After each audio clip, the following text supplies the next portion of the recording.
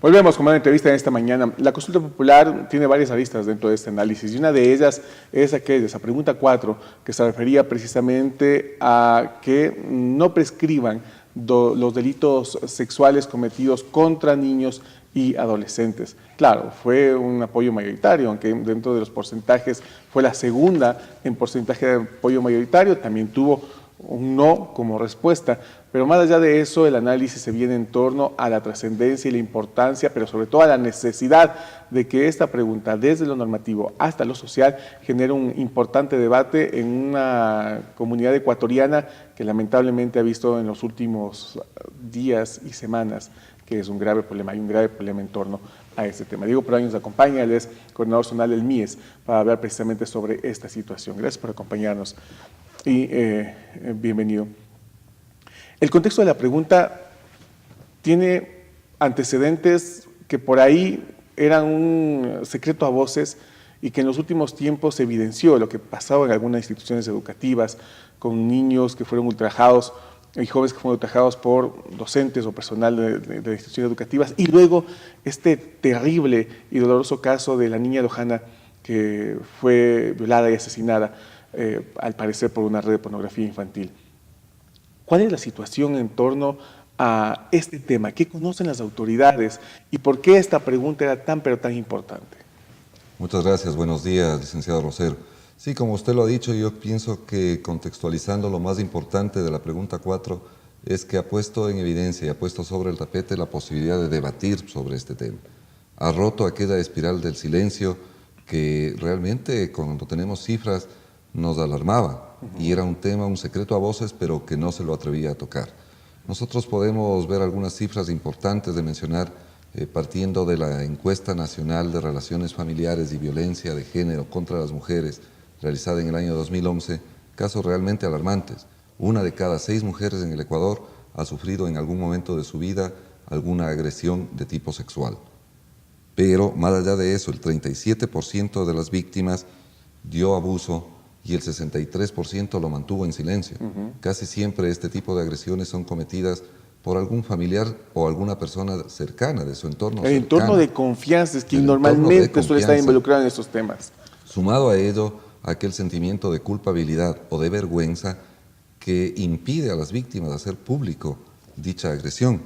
Imagínese usted que solamente el 19% de los casos fue denunciado a autoridades. Cuando hablamos a nivel macro, podemos decir que el 4.8% apenas de los delitos de agresión sexual ha sido transparentado, denunciado a las autoridades, y más alarmante aún, apenas el 1.8% de estos casos recibió algún tipo de sanción. Según registros de datos proporcionados por la Fiscalía, entre los años 2014 a 2017, 13.761 denuncias fueron presentadas por abuso sexual, de las cuales el 26% corresponde a niños, niñas y adolescentes menores de edad. Eso equivale a un promedio de 3 casos por día. Realmente situaciones alarmante. Hay un problema, sin embargo, dentro de esta situación, que es el desconocimiento. El desconocimiento y el temor, claro, hay un hecho que marca la vida de estas personas, de estos niños, de estas mujeres, de estos jóvenes que han sufrido este tipo de violencia, pero también ha habido un cuestionamiento a los procesos normativos y legales para tratar estos temas, porque claro, una persona que ya fue víctima de una situación, lo que menos quiere es volver a repetir constantemente lo que le sucedió y dentro de los trámites y procesos judiciales, normalmente la revictimización suele ser esta necesidad de volver a contar una y otra vez y exponerlo ante un jurado y ese tipo de situaciones. ¿Se puede cambiar? Con lo que pasó en la consulta popular, esto puede generar que haya un cambio. ¿Hay otras formas de atender este tipo de situaciones, de intervenir en este tipo de casos? Sí, como usted lo decía, lo principal es contar con el marco jurídico adecuado. Hoy, que la pregunta 4 ha recibido el apoyo mayoritario de la población ecuatoriana, en datos preliminares el 73.5% se ha pronunciado a favor del sí, lo cual implica una reforma inmediata al artículo 46 de la Constitución y a los artículos 16 y 75 del Código Orgánico Integral Penal, lo cual genera ya el marco jurídico para poder atacar directamente esta problemática. Nosotros debemos siempre pensar que con esta agresión se corta el derecho a generar una personalidad en las víctimas. Como usted lo decía, se mantenía en el silencio, arrastrando una carga que quizás era por el resto de la vida.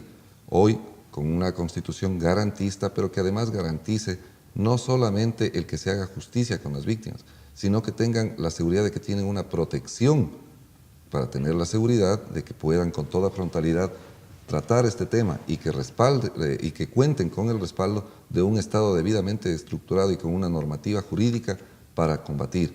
¿Cómo combatimos esto? Pensamos que es obligación del Estado y de la ciudadanía la prevención. Y es un tema importante porque, claro, todo se circunscribe muchas veces en el tema de la sanción, endurecer las penas, generar estas normativas que son importantes, pero lo ideal, consideramos a nivel social, es que no se den estos hechos, no que se sancionen con toda la dureza, sino que no se den estos hechos. Y desde ahí, de alguna manera, por ejemplo, el MIES y otras instituciones del Ministerio de Educación pueden trabajar en esos elementos de prevención, romper esta cadena de hechos que lamentablemente son sumamente dolorosos para muchas familias. ¿Qué se puede hacer desde el concepto de prevención? ¿Qué se puede hacer? ¿Cómo se puede abordar para que esta problemática, ojalá algún día se elimine, pero por lo menos estas estadísticas que usted nos ha compartido se reduzcan?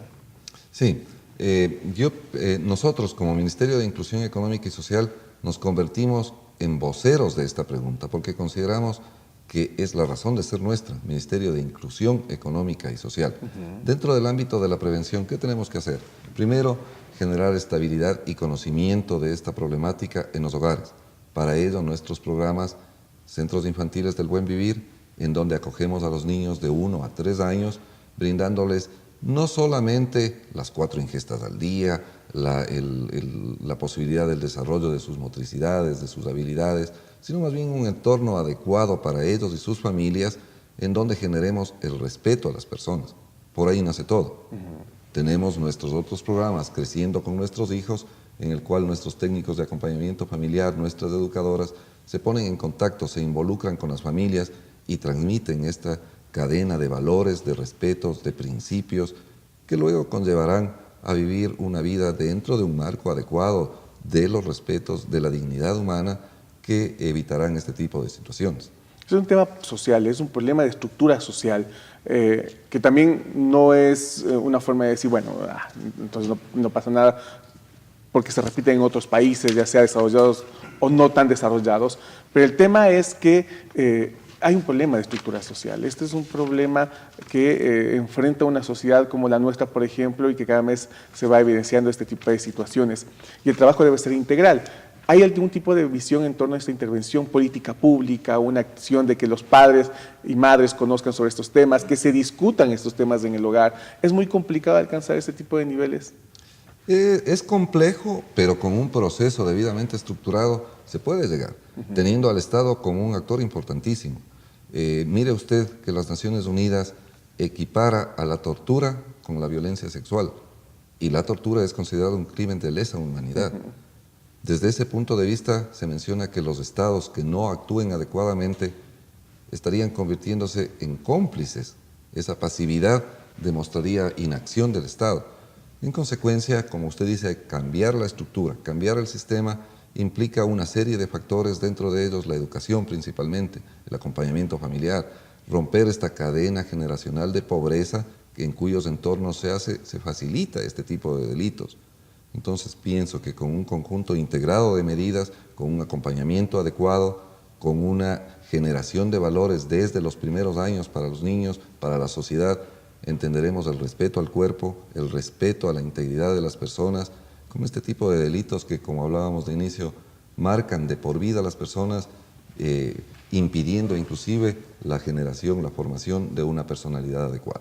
Finalmente, una vez que la ciudadanía se ha pronunciado mayoritariamente por el hecho de que no prescriban los delitos sexuales cometidos contra niños y adolescentes, ¿cuál es el siguiente paso? ¿Cuáles han sido las posiciones que desde el ente gubernamental, ustedes como instituciones articuladas en el área social, han recibido para empezar ya a sentar en territorio y generar esos nuevos procesos? Sí, principalmente la satisfacción de contar con la normativa, con el marco jurídico adecuado, y hoy el compromiso enorme de las instituciones del Estado, dentro de ello el Ministerio de Inclusión Económica y Social, jugará un rol fundamental en el acompañamiento desde el nacimiento, durante todo el ciclo de vida de las personas, pero adicionalmente con campañas de prevención, de educación, tendientes a que todos seamos conscientes, sobre todo de aquella palabra que facilita el convivir de las personas, el respeto a la dignidad humana.